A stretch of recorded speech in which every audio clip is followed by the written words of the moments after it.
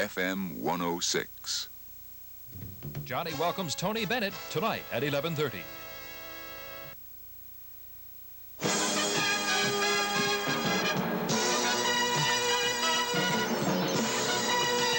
From Channel 2, this is News Scene Update with Tom Sweeney and Toby March, meteorologist Ken Phillips, and Ted Patterson with sports. Good evening, everybody. Tonight, Baltimore County Executive Don Hutchinson is worried about crime, and he just spent 45 minutes talking about that subject to the County Chamber of Commerce. Joyce Jefferson was there, and she follows a live report from Martins West. That's where the meeting has just wound up. Joyce? Tom, tonight the county executive broke with tradition in his annual address to the Chamber of Commerce. Usually he talks about economics. Not tonight. Tonight he called on the communities to unite to fight crime, which he says is his administration's #1 priority. To fight crime, Hutchinson says this year there will be a new police unit put on the street, 45 officers strong, highly visible on motorcycles. This unit will work on special neighborhood problems. He will increase lobbying in Annapolis for major criminal justice bills, and he'll push to tighten up both juvenile laws and procedures to deal with repeat offenders. Finally, he pointed out that the county's new 326-bed detention center will open this winter. Hutchinson says he'll be working with the Chamber of Commerce to fight crime, and he asked business people here tonight to do their part by providing jobs. Somewhere along the line, we as a community have to address one of the grassroots problems of crime in this county and crime in this nation, and that is, in fact, job availability to the hardcore unemployed.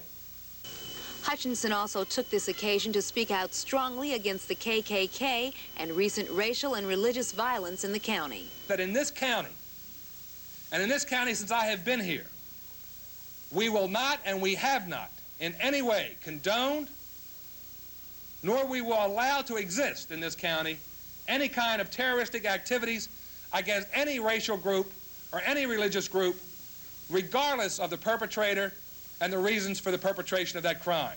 This county stands strongly.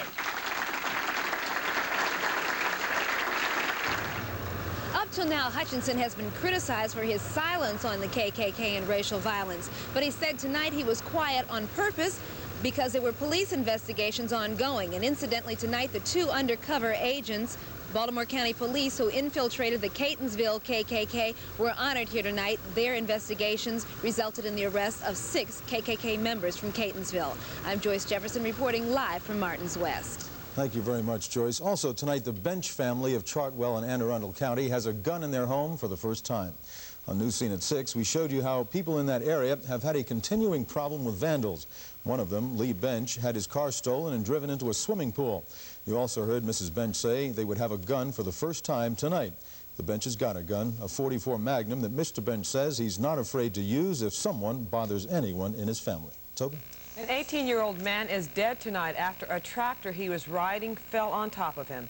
Baltimore County Police say Mark Mills was driving the tractor along Hydes Road near Jacksonville this evening when he ran off the road and the tractor overturned, trapping him underneath.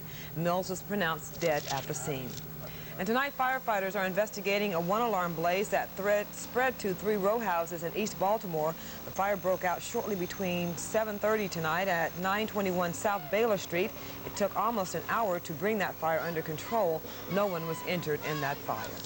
2.5 years after alarms swept this country, the cleanup at 3 Mile Island goes on. This morning, President Reagan promised Pennsylvania's Governor Dick Thornburgh that the federal government will give $123 million to help. The Pennsylvania governor is grateful, but government officials here in Maryland may not be, since one of the ways that 700,000 gallons of radioactive water could be gotten rid of is to dump it in the Susquehanna River, and it would wind up in the bay. Right now, there are 600,000 gallons of what nuclear officials agree is highly radioactive water in the basement of this building. This is Reactor 2. It's where the crisis happened in March of '79. It was just last month that Metropolitan Edison spent $11 million on a piece of equipment that is supposed to take out most and then all of the radioactivity from the water. John Fiddler works for Methead. He admits the job is not easy, and eventually, according to Fiddler, it will cost at least $1 billion.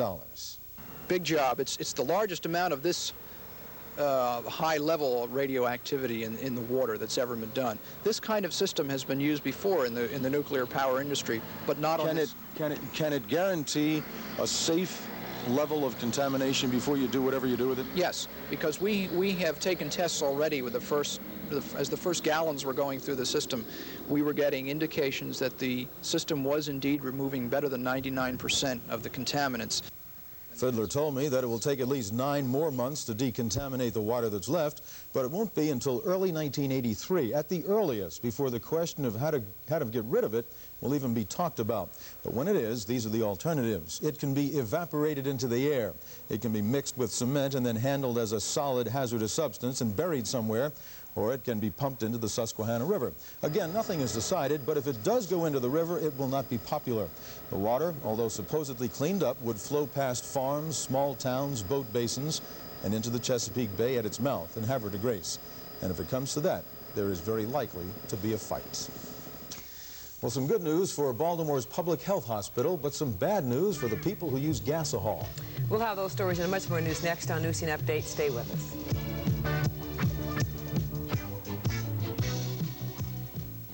44 years ago, in a small kitchen in Rochester, New York, we started making ragu spaghetti sauce. And we made ragu sauce from a traditional family recipe with garden-ripe tomatoes, Romano cheese, herbs, spices, and everybody thought ragu was delicious. We didn't use any preservatives or artificial ingredients back then, and we still don't, because ragu is as all-natural today as it was in 1937. Ragu spaghetti sauce, that's Italian. If you're looking for a bargain, now's the time to act. It's end-of-model clearance time at Jerry's, and we're overstocked with one of the best designed cars General Motors ever built. The all-new front-wheel drive X-Car. We have them in 2 doors, 4 doors, 4-speed, automatic transmission, with or without air conditioning, and in just about any color. For a limited time, we'll give you 11.9% financing. This 11.9% offer is only available at Jerry's, so hurry in and grab a bargain. In addition, we'll buy your gas between now and year end. Would you clean this fine silk blouse the same way you'd wash these dirty jeans? Then why clean your good wood cabinets with what you use on Formica and enamel?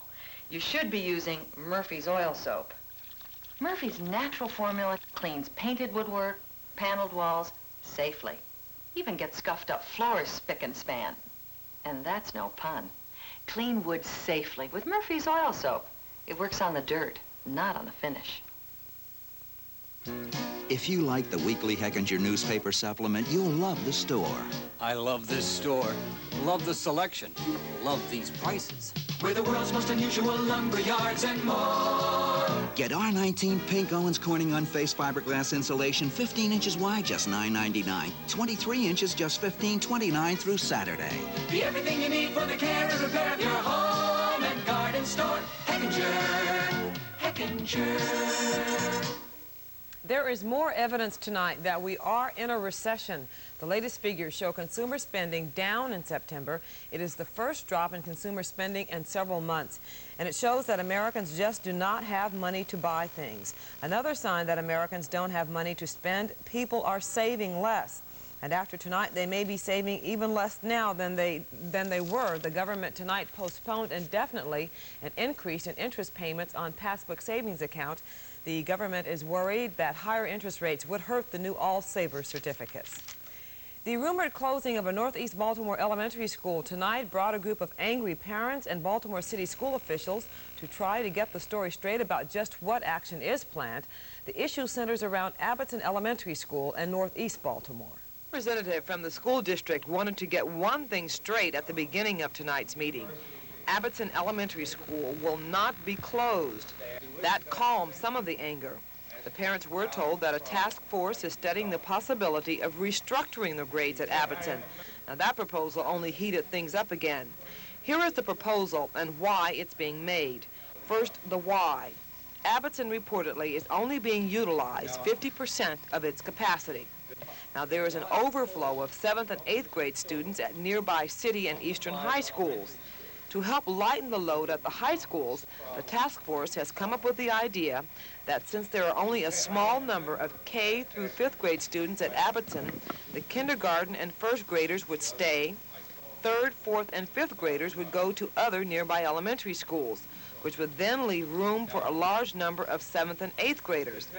Abbotson would then be kindergarten and 1st graders, which is a small number. The rest of the school would be taken up by 7th and 8th graders. Instead of 50% utilization, the school would then be operated at full capacity.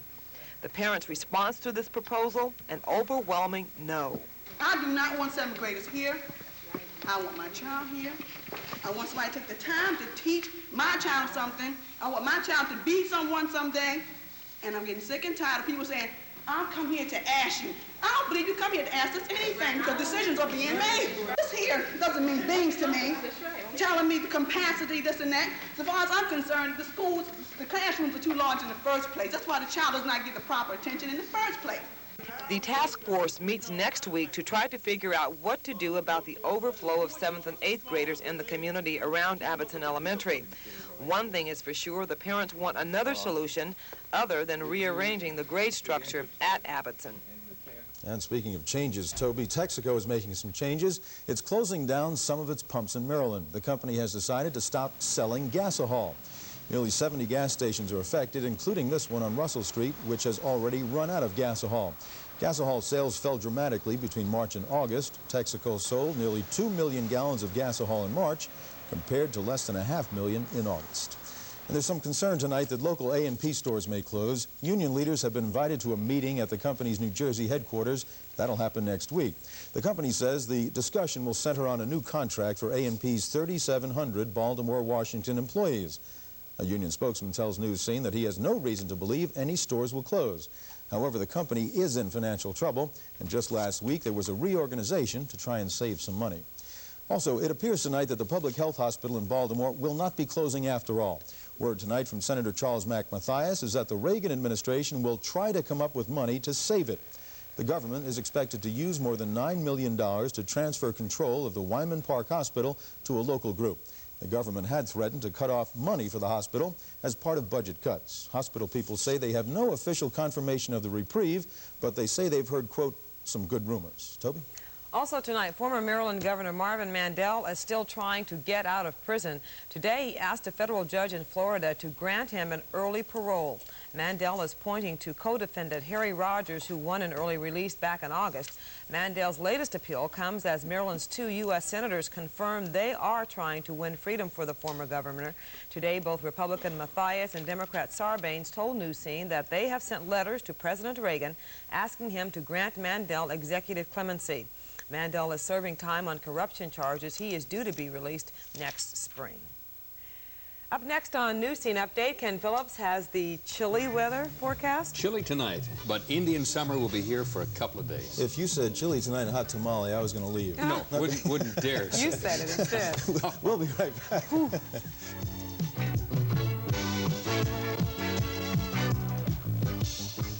We're Vertronics, an international electronics corporation. Security is our business.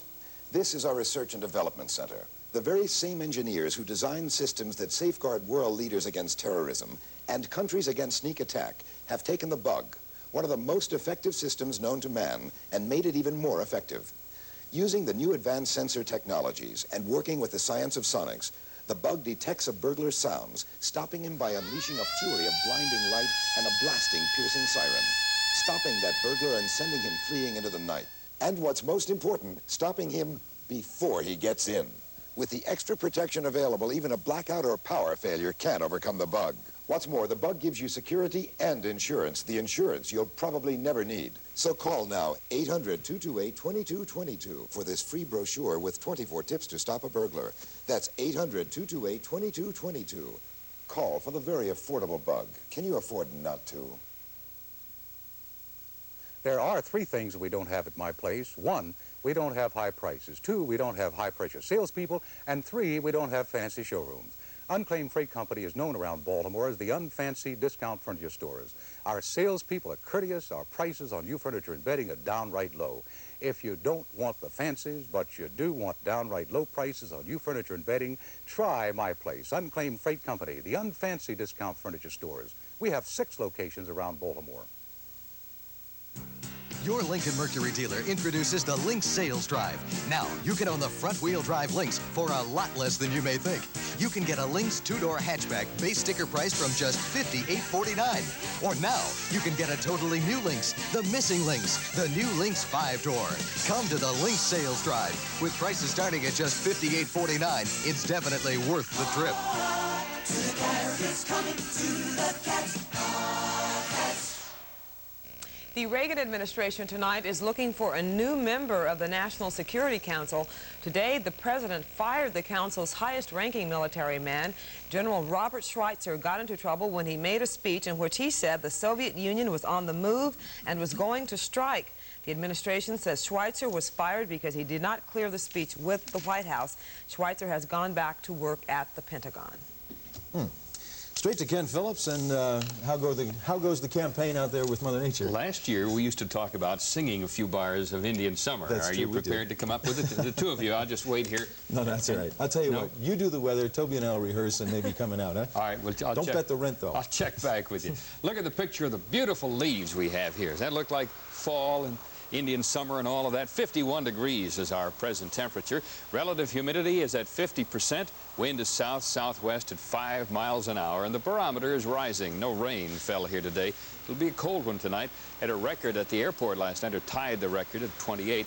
Downtown last night was 38, and the high and late this afternoon was 62 degrees. We're running about 9 degrees colder than the seasonal normal. Last year on this date, it was sunny, 62 degrees. Here's color radar 2. There's nothing in our skies. And with those clear skies, temperatures can drop once again. So bring on the satellite picture, and we'll look down from up in the sky. Color radar, yes. Satellite picture. Here's how it looks. Dark areas, you will remember, are the clear skies. You will remember that. Here's where the clear skies are, all down to the south, all the way out to the California coast, to the north a little cloud, and down through Texas a little bit of activity. Here's how it looks when the computer draws out the weather map to show you the activity. Just off the coast, high pressure sitting there, and another one over here, and just coming through the Rocky Mountain areas. There's a trough down through here, and a frontal system stretched out. All of that has special meaning for us. Down to the south, a few clouds. There were some showers for a while, but they seem to have let up. While in this cold area behind the cold front, snow has been falling.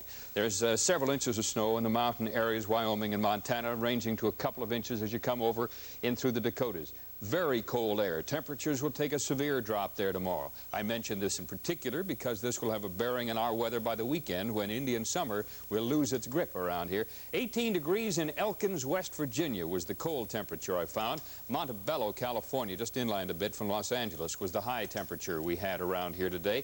So how will things be tomorrow? Here's the temperature range as I see it being drafted out. These will be the readings in the 30s all through the northern part of the country, with some 20s. Some areas in the Dakotas not getting out of the 20s tomorrow. 40s, the 50 range will be in the upper 60s, right near 70. Here the 70s we have drawn out for you, and then the 80-degree range down across to the south. High tide will be on the bay at 2:33, and then again tomorrow afternoon at 2:38. Wind will be from the south, about 15 miles an hour. Waves on the bay will be running at about 1 foot on the open waters. And generally the story around the state tomorrow, we can expect sunshine throughout the day, maybe a few clouds building up by nighttime. 62 to 64 in the western mountains. Around Hagerstown, look for a 66. Frederick, Washington, 72. Bel Air, 69. 67 on the Eastern Shore. And Richmond, look for about a 74 reading there tomorrow. Here's my forecast now. Clear and cold tonight. Some frost in a few of the very outlying areas. 43 degrees will be the temperature downtown, down to 32 outside the Beltway. Tomorrow, sunshine. High of 69 degrees, mostly sunny, then partly cloudy, and 47 tomorrow night. Here it is for the next 5 days, and watch the temperatures change. Sunny tomorrow, 69, right near 70. On Thursday, into the 70s, under partly sunny skies. By Friday, temperatures will be falling. The cold front we talked about will be closing in. Skies will have clouded over. Could be a shower, could be flurries Friday night in the mountains. On Saturday, variable cloud cover, and our high temperature, if we're lucky, will hit 52 on Saturday. On Sunday, partly sunny and, well, by comparison, almost a heat wave. Look at 58 degrees. So after Thursday, it will be goodbye to Farewell, Sweet Indian. We don't know that song. We decided rather than sing a few bars of that, Toby and I'll just take you out to a few bars after the newscast. I don't go there. Okay. The World Series well on.